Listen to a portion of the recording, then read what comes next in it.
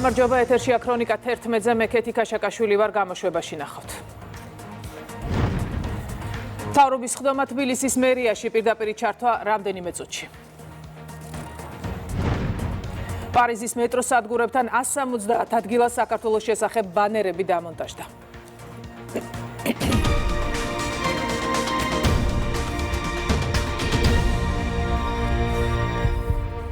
საკონსტიტუციო სარჩელზე მუშაობა დასრულებულია, მართლ გუნდში სარჩელის მიზანზე საუბრობენ. მათი თქმით, ქვეყნის განვითარებისთვის მნიშვნელოვანია საკონსტიტუციო სასამართლოს დონეზე იქნეს შეფასებული და აკრძალული ისეთი პოლიტიკური პარტიები, რომლებიც ანტიქართული და ანტიკონსტიტუციური ქმედებებით გამოირჩევიან. საკითხი უმრავლესობის ხდომაზე გაფართოებულ ფორმატში განიხილეს, რომელსაც ევროპელი სოციალისტები და ხალხის ძალაც ესწრებოდნენ.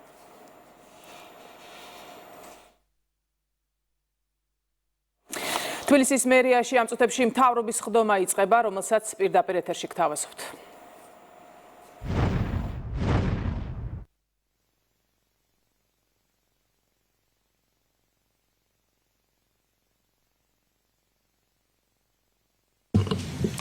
დილამშვიდობის მეგობრებო, მოგესალმებით ყველას.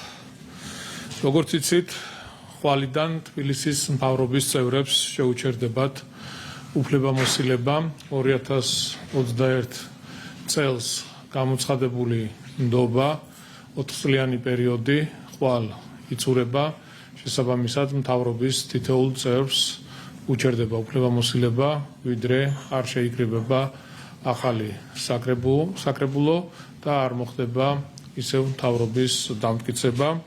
ეს მოხდება პარასკევს, ჩვენ მოგვიწევს ყველას მისვლა თბილისის საკრებულოში, კიდევ ერთხელ წარუდგენთ საზოგადოებას ჩვენს ხედვას, კონკრეტულ პროექტებს, გეგმას თბილისთან დაკავშირებით, თუ როგორ უნდა მოხდეს ქალაქის განვითარება, მნიშვნელოვანი პროექტების განხორციელება. მე მინდა კიდევ ერთხელ ვისარგებლო შემთხვევით და მადლობა გადაუხადო თბილისის მოსახლეობას, თითოეულ ამომრჩეველს, განსაკუთრებული მადლობა ჩვენს მხარდამჭერებს თანადგომისთვის, გამოცხადებული ნდობისთვის. მზად ვართ ვემსახუროთ თავდაუზოგავად ჩვენს თბილისელებს, გავაკეთოთ ქალაქისთვის და განვახორციელოთ მნიშვნელოვანი საქმეები, მნიშვნელოვანი პროექტები. ალბათ ოპონენტებსაც კი გაუჭირდებათ არ დამეთანხმონ იმაში, რომ ბოლო წლების განმავლობაში უამრავი სასიცოცხლოდ მნიშვნელოვანი პროექტი განვახორციელეთ დედაქალაქში, რამაც ჩვენი თბილისი აქცია ბევრად მწვანე, ბევრად კომფორტულ, მოწესრიგებულ და განვითარებულ ქალაქად. ამაში რასაკვირველია დიდია თბილისის მთავრობის თითოეული წევრის, ჩვენი თითოეული თანამშრომლის როლი და კიდევ ერთხელ მინდა ვისარგებლო შემთხვევით და მუნიციპალიტეტის თითოეულ თანამშრომელს, თქვენ, ჩემო მეგობრებო, ყველას მინდა მადლობა გადაგიხადოთ გაწეული შრომისთვის. თუმცა ყველაფერთან ხვდებით იმას, რომ მიუხედავად იმისა, რომ ბევრი კარგი საქმე გავაკეთეთ, ბევრი სასიცოცხლოდ მნიშვნელოვანი პროექტი განვახორციელეთ, უამრავი გამოწვევა რჩება დედაქალაქში. და მომდევნო 4 წელი იქნება განსაკუთრებული და უნდა გავაგრძელოთ მუშაობა, შრომა იმისთვის, რომ ჩვენი ქალაქი კიდევ უფრო უკეთესი გავხადოთ, კიდევ უფრო კომფორტული, კიდევ უფრო მოწესრიგებული ინფრასტრუქტურით, მოწესრიგებული საზოგადოებრივი ტრანსპორტით და ასე შემდეგ. ჩვენ რა თქმა უნდა ეტაპობრივად საზოგადოებას მივაწვით ინფორმაციას ყველა იმ სამუშაოებთან დაკავშირებით, პროექტებთან დაკავშირებით, რომლის განხორციელება გვაქვს დაგეგმილი მომდევნო 4 წლის განმავლობაში. საკმაოდ მასშტაბური პროექტებია, საკმაოდ ამბიციური გეგმებია და რა თქმა უნდა ყველაფერზე გექნებათ სრულყოფილი ინფორმაცია. რაც შეეხება მუნიციპალურ საკითხებს, თქვენ იცით, რომ ერთ-ერთი მთავარი პრიორიტეტი გახლავთ ავარიული სახლების ჩანაცვლება. აღნიშნული პროგრამა, რომელიც რამდენიმე წელია წარმატებით ფუნქციონირებს და მუშაობს, მინდა ამასთან დაკავშირებით მოგაწოდოთ ინფორმაცია, ჩვენ ყოველთვის განსაკუთრებულ ყურადღებას უთმობთ აღნიშნულ მიმართულებას, რადგან ერთ-ერთი სერიოზული გამოწვევაა დღეს თბილისში არსებული ავარიული საცხოვრებელი სახლები.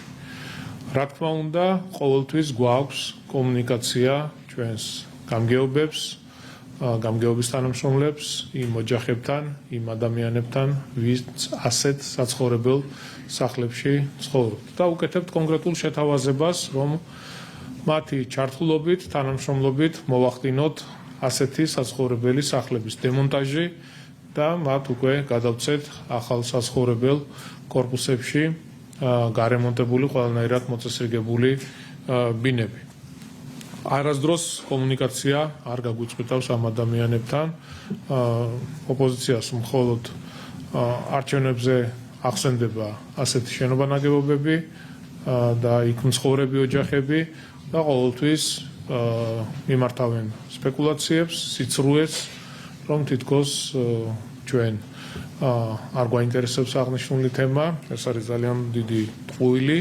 პირიქით, ყველაფერს აკეთებს მუნიციპალიტეტი, რომ რაც შეიძლება მეტი ასეთი შენობა-ნაგებობის დემონტაჟი განხორციელდეს და მის მაგივრად ახალი საცხოვრებელი კორპუსები ავაშენოთ. დღეს მოგაზრდით ინფორმაციას ორ პროექტთან დაკავშირებით. სამგორის რაიონი სხვათა შორის ძალიან აქტიურია აღნიშნულ მიმართულებით. პირველი ეს არის სამგორის რაიონში ვარკეთილის მესამე მასივის მეათე კვარტალში მდებარე მე-9 კორპუსი, რომლის ჩანაცვლებას ვახორციელებთ. აღნიშნულ მისამართზე იყო 4 სართულიანი ავარიული შენობა-ნაგებობა, რომლის დემონტაჟი განხორციელდა. სადემონტაჟო სამუშაოები დასრულებულია, მიმდინარეობს ტერიტორიიდან სამშენებლო ნარჩენების გატანა. პროექტის ფარგლებში, ესე იგი ამ 4 სართულიანი ავარიული შენობის ნაცვლად აშენდება 10 სართულიანი შენობა-ნაგებობა და 54 ოჯახს გადაეცემა ახალ საცხოვრებელ კორპუსში ყველანაირად გარემონტებული მოწესრიგებული საცხოვრებელი ბინები. ერთადერთი მათ დარჩებათ ავეჯის შეტანა და ჩვეულებრივად დაიწყებენ და გააგრძელებენ ცხოვრებას. რაც ძალიან კარგია, მივესალმებით ამ ტიპის პროექტების განხორციელებას და მეორე პროექტი, ეს არის ისევ სამგორის რაიონი, ვარკეთილში, კერძოდ შუამთის ქუჩა ნომერ 40A-ში, აქაც ახალი საცხოვრებელი კორპუსი აშენდება. 11 სართულიანი საცხოვრებელი კორპუსი იქნება და აღნიშნულ კორპუსში ფართები გადაეცემა ელდარის ქუჩა ნომერ 12-ში ყოფილი 109 სკოლის შენობაში მცხოვრებ მოსახლეობის ნაწილს. იქნებიან დაკმაყოფილებული.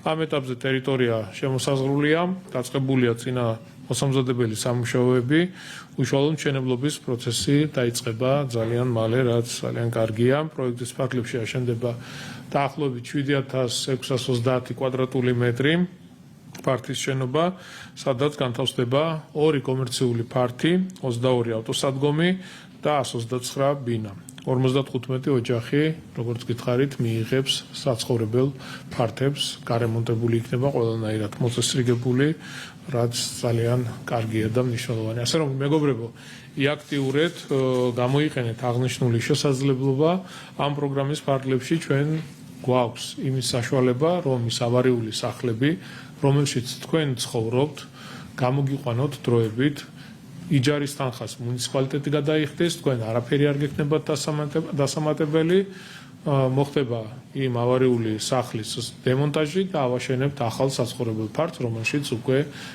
გარემონტებული ბინები გადმოგეცემათ. ასე რომ იაქტიურეთ და აუცილებლად გამოიყენეთ ეს შესაძლებლობა. პირდაპირ ეთერში ვუსმენთ კახა კალაძეს.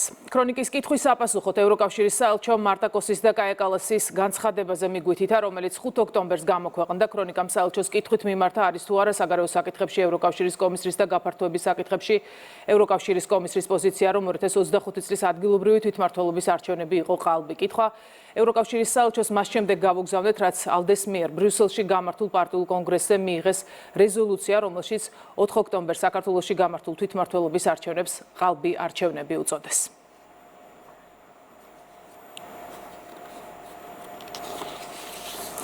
შინაგან საქმეთა მინისტრი დელეგაციასთან ერთად ბუდაპეშტში ოფიციალური ვიზიტით იმყოფება. გეკა გელაძე უნგრელ კოლეგასთან შანდორ პინტერთან ორმხრივ ფორმატში შეხვედრა გამართა. მხარეებმა განიხილეს სამართალდაცვით სფეროში არსებული თანამშრომლობის პრიორიტეტული მიმართულებები. განსაკუთრებული ყურადღება გამახვილდა მხარეთა შორის გამოცდილებისა და საუკეთესო პრაქტიკის გაზიარების კუთხით მიმდინარე და სამომავლო ღონისძიებებზე. მხარეთა შეთანხმებით უახლოეს მომავალში შეიქმნება სპეციალური სამუშაო ჯგუფი, რომელიც უზრუნველყოფს ორ სახელმწიფოს შორის საპოლიციო თანამშრომლობის გაღრმავებას მუშაობას, კერძოდ მიგრაციის, ნარკოდანაშაულთან ბრძოლისა და პოლიციის აკადემიის საგანმანათლებლო პროგრამების მიმართულებით.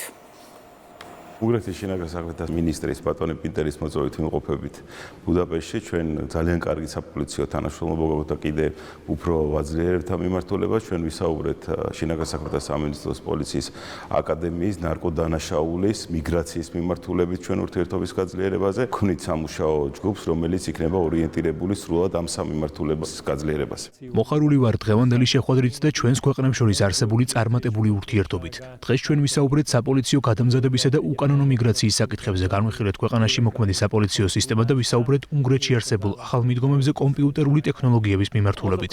აღნიშნული გამოცდილების გაზიარება დაგვეხმარება არსებული თანამშრომლობის კიდევ უფრო გაღრმავებასა და განვითარებაში. შიდა ქართლის პოლიციის დეპარტამენტის ქარელის რაიონული სამმართველოს თანამშრომლებმა განსაკუთრებით დიდი ოდენობით ნარკოტიკული საშუალების უკანონო შეძენა შენახვისა და უკანონო რეალიზაციის ხელშეწყობის ბრალდებით ერთი ადამიანი დააკავეს. სამართალდამცველებმა ბრალდებული საცხოვრებელი სახლის, ავტომობილისა და პირადი ჩხრეკის შედეგად ნივთმტკიცების სახით ამოიღეს რამდენიმე შეკვრად დაფასუებული განსაკუთრებით დიდი ოდენობის ნარკოტიკული საშუალება, კერძოდ 260 გრამი ალფა PVP, 8 გრამამდე მეთადონი და ნარკოტიკული საშუალება ჰეროინი. საგამოძიებო მოქმედებების შედეგად პოლიციის მიერ ასევე ამოღებულია ნარკოტიკული საშუალების დაფასუებისთვის საჭირო მასალები, პოლიეთილენის ჩამკეტიანი პარკები და ელექტროსასწორი. დანაშაული 20 წლამდე ან უვადო თავისუფლების აღკვეთას ითვალისწინებს.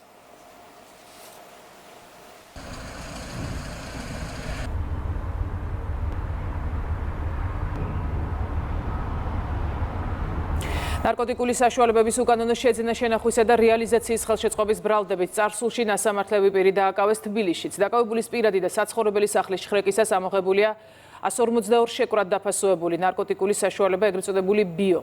პოლიციის მიერ ასევე ამოღებულია დაკავებულის მიერ მითითებული სხვადასხვა ადგილიდან შემდგომი რეალიზაციის მიზნით განთავსებული ნარკოტიკული საშუალება. დანაშაული 20 წლამდე ან უვადო პატიმრობას ითვალისწინებს.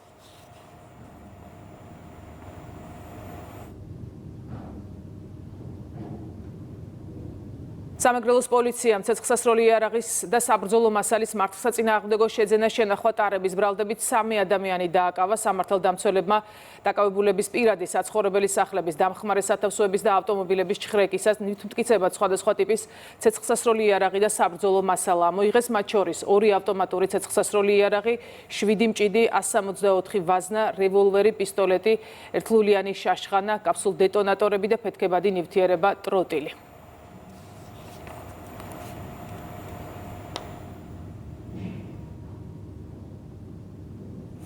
შინაგან საქმეთა სამინისტროს მიგრაციის დეპარტამენტის და სასაზღვრო პოლიციის თანამშრომლებმა ინდოეთის, პაკისტანის, ნიგერიის და ნეპალის ჯამში 5 მოქალაქე დააკავეს. ისინი ბოროტად სარგებლობდნენ თავშესაფრის პროცედურით გათვალისწინებული ვადებით და ქვეყანაში წლების მანძილზე იმყოფებოდნენ სამართლებრივი საფუძვლის გარეშე. დაკავებულებმა არ ისარგებლეს გაძევების გადაწყვეტილებით განსაზღვრული ვადებით, რაც ქვეყნის ნებაყოფლობით დატოვებას გულისხმობს, რის შედეგადაც შინაგან საქმეთა სამინისტროს მიგრაციის დეპარტამენტმა მათი დაკავების გადაწყვეტილება მიიღო. ამ დროისთვის დაკავებულები მოთავსებული არიან მიგრაციის დეპარტამენტის დროებითი განთავსების ცენტრში, შემდგომში მათი წარმოშობის ქვეყანაში დაბრუნების მიზნით.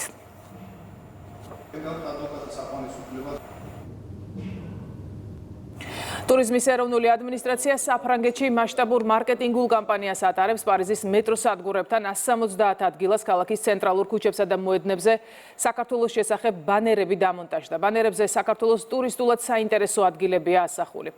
მეტროს მგზავრებსა და გამგვლელებს შეუძლიათ გაეცნონ საქართველოს ბუნებას, კულტურას და ისტორიულ ქალაქებს.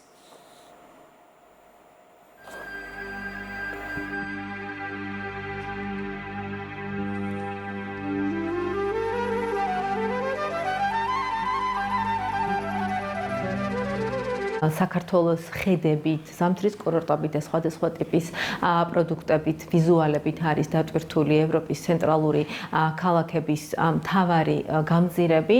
ასევე აღსანიშნავია, რომ სატელევიზიო კამპანიები მიმდინარეობს ასევე გერმანიასა და საფრანგეთში წამყვან ტელემედია საშუალებებში. ზამთრის სეზონისთვის დამახასიათებელი ვიზუალებით, კონტენტით, შინაარსით იმისთვის, რომ ბევრად მეტი მოგზაური ზამთრის სეზონისთვის საქართველოში ჩამოვიყვანოთ.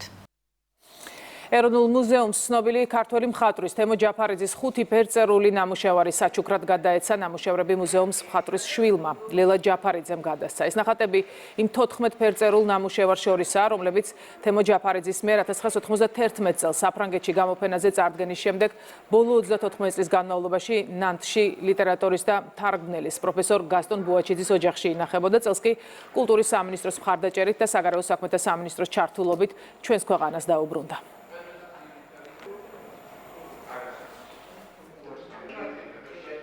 ქართველი მხატვრის თემო ჯაფარიძის 14-მდე ნამუშევარი დააბრუნა კულტურის სამინისტრომ საფრანგეთში საქართველოს საელჩოს დახმარებით და მადლობა საგარეო საქმეთა სამინისტროს ყველა თანამშრომელს, ვინც მოგვეხმარა. მადლობა პირველ რიგში ოჯახს, თემო ჯაფარიძის, მის მეუღლეს და ქალიშვილს, რომლებმაც შემოგთავაზეს 90-იან წლებში საფრანგეთში დარჩენილი ბევრი ნამუშევარი, რომელიც პრაქტიკულად შეიძლება ესე ითქვას, რომ საქართველოსთვის დაკარგული იყო, ეხლა დაბრუნდა. მადლობა გასტონ ბუაჩიძის ოჯახსაც, რომელმაც ეს ყველაფერი იქ საფრანგეთში, ქალაქ ნანტში შეინახა და გადაარჩინა. მიმართეთ თხოვნით სახელმწიფოს კულტურის მინისტრს დახმარებისთვის, რომელმაც არც ერთი წუთი არ დაიშურა, იშრომა, მოინდომა, კარგი და სწორი გზა დასახა და განახორციელა ეს არაჩვეულებრივი საქმე. ჩვენ საპასუხოდ მადლიერების ნიშნად 5 ნამუშევარს გადავცემთ სახელმწიფო მუზეუმს. ცენტრალური საარჩევნო კომისია განცხადებას ავრცელებს, სადაც ნათქვამია, რომ 26 ოქტომბრის არჩევნებიდან 1 წლის შემდეგ კვლავ არ წყდება ამ არჩევნების და საარჩევნო ადმინისტრაციის დისკრედიტაციის კამპანია და მცდელობა ხელოვნურად გაძლიერდეს ნარატივი, თითქოს და არჩევნები გაყალბდა. ცესკომ მიიჩნევს, რომ ზოგიერთი პოლიტიკურად დაინტერესებული მხარე ცდილობს დამახინჯებული ფაქტების მიწოდებით საზოგადოებაში შექმნას აღქმა, რომ არჩევნები იყო მანიპულირებული, ეს კი რეალობის შეგნებულად დამახინჯების მცდელობაა. 26 ოქტომბრის არჩევნებიდან 1 წლის შემდეგ კვლავ არ წყდება ამ არჩევნების და საარჩევნო ადმინისტრაციის დისკრედიტაციის კამპანია და მცდელობა ხელოვნურად გაძლიერდეს ნარატივი, თითქოს და არჩევნები გაყალბდა. უფრო მეტიც, ზოგიერთი პოლიტიკურად დაინტერესებული მხარე ცდილობს ამ თარიღს ერთგვარი სიმბოლური დატვირთვა მისცეს, საკუთარი პოლიტიკური აქტივობების სწორედ მის ირგვლივ ააგოს და დამახინჯებული ფაქტების მოწოდებით საზოგადოებაში შექმნას აღქმა, რომ არჩევნები იყო მანიპულირებული. ეს ხდება იმ ფონზე, როცა მთელი წლის განმავლობაში ვერც ერთმა დაინტერესებულმა მხარემ, რომელიც დღეს არჩევნების ვითომ და გაყალბებაზე საუბრობს, ვერ შეძლო მტკიცებულებების წარმოდგენა მათ შორის ვერც პროკურატურისა და სასამართლოსთვის, რომელიც თუნდაც მინიმალურად გაამყარებდა გაყალბების ბრალდებებს.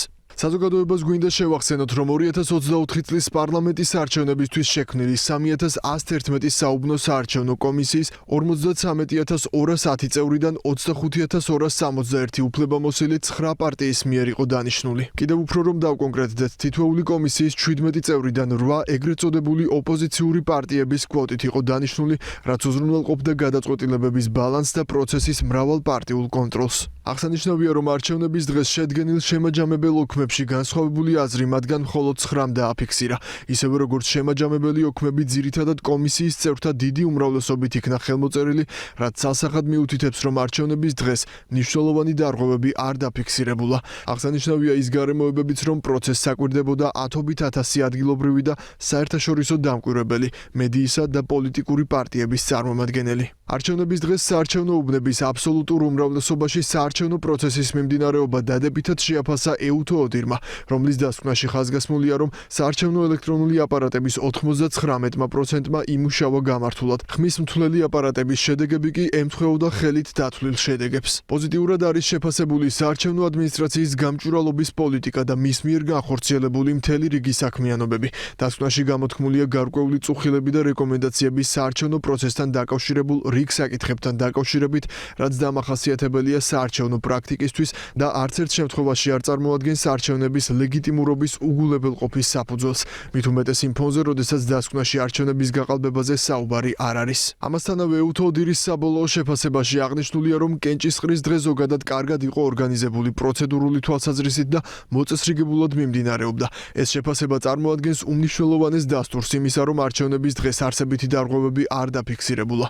პროცედურული ორგანიზება მოიცავს ყველა იმ მოქმედებას, რომელიც უშუალოდ უკავშირდება კენჭისყრის დღის ადმინისტრირებას, საარჩევნო უბნების გახსნას და დახურვას, ხმის მიცემის პროცესის მართვას, ფარულობის უზრუნველყოფას, ამომრჩეველთა იდენტიფიცირებას, ხმის დათვლას და შედეგების შეჯამებას. შესაბამისად, როდესაც საერთაშორისო სადამკვირვებლო მისია აღნიშნავს, რომ ეს პროცესი კარგად იყო ორგანიზებული პროცედურული თვალსაზრისით, ეს ნიშნავს, რომ ტექნიკური და სამართლებრივი პროცედურები სწორად და გამართულად შესრულდა. ასეთ პირობებში არსებით დარღვევებზე საუბარი თავიდანვე ვერაფრით იქნება დასაბუთებული, რადგან სწორედ პროცედურული სიზუსტე განსაზღვრავს არჩევნების სანდოობას და შედეგების ლეგიტიმურობას. ამრიგად ეუთოოდირის ეს შეფასება კიდევ ერთხელ ადასტურებს, რომ 2024 წლის 26 ოქტომბრის არჩევნები ჩატარდა ორგანიზებულად, გამჭვირვალედ და საერთაშორისო სტანდარტების სრული დაცვით, რაც გამორიცხავს ნებისმიერი ტიპის გაყალბების თეორიულ შესაძლებლობასაც კი. ამავდროულად მიუხედავად იმისა, რომ რიგი ადგილობრივი სადამკვირვებლო ორგანიზაციები აგრძელებენ ხმაურიან განცხადებებს გაყალბებებზე, ვერც მათ წარმოადგენეს ეგრეთ წოდებული გაყალბების ფაქტები. ამრიგად ნათელია, რომ გაყალბების თემა წარმოადგენს რეალობის შეგნებულად დამახინჯების, გაყალბების მცდელობას, კერძოდ კი კამპანიას, რომელიც საზოგადოებაში უნდობლობის დათესვის და არასწორი აღქმების ჩამოყალიბებას ემსახურება და საარჩევნო ადმინისტრაციისა და მისი წევრების პირდაპირ თუ ირიბ დისკრედიტაციას ისახავს მიზნად. ამასთან 2025 წლის 4 ოქტომბრის თვითმმართველობის არჩევნებმა ფაქტობრივად დაადასტურა, რომ 2024 წლის საპარლამენტო არჩევნების ადმინისტრირება მაღალ პროფესიული სტანდარტით განხორციელდა. 2024 წლის პარლამენტის არჩევნების შემდგომ პერიოდში წარმატებით ადმინისტრირებული საარჩევნო პროცესი მიზანმიმართულად გადაიფარა უსაფუძვლო ბრალდებებითა და საინფორმაციო მანიპულაციებით. 2025 წლის თვითმმართველობის არჩევნებზე კი როცა შედარებით ნაკლები იყო პოლიტიკური ინტერესი არჩევნების არადემოკრატიულად გამოცხადების მიმართულებით, საზოგადოებას შესაძლებლობა ჰქონდა რეალურად დაენახა, როგორ მიმდინარეობდა საქართველოში თანამედროვე სტანდარტებით ორგანიზებული არჩევნები, გამართული გამჭვირვალე, უსაფრთხო, ტექნიკურად ზუსტი და სამართლებრივად დაცული პროცესი, რომელიც გამორიცხავს რაიმე ტიპის მანიპულაციის შესაძლებლობას. დროებით.